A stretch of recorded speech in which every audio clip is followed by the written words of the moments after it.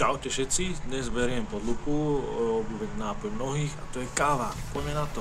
Videli ste, že existujú štúdie, z ktorých vyplýva, že dokáže zvýšiť testosterón, najmä pred tréningom, dokonca o 24 až 44% v rôznych štúdiách. No nadávky nad 800 mg, lebo tam už to není také. Takisto nie je s pol kilom cukru, 4 litrom mlieka. Nehovorím, že to je lepšie ako iný testosterón, teda nemám s tým skúsenosť, takže neviem.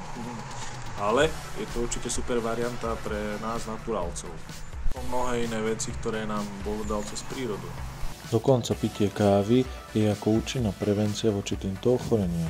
S tými srdcovými to nebolo úplne jasné, nakoľko bolo v pozorovanej skupine zaradených veľa fajčiarov, no nakoniec sa zistilo, že práve nikotín spôsoboval tieto negatívne následky, ktoré boli prisudzované na káve.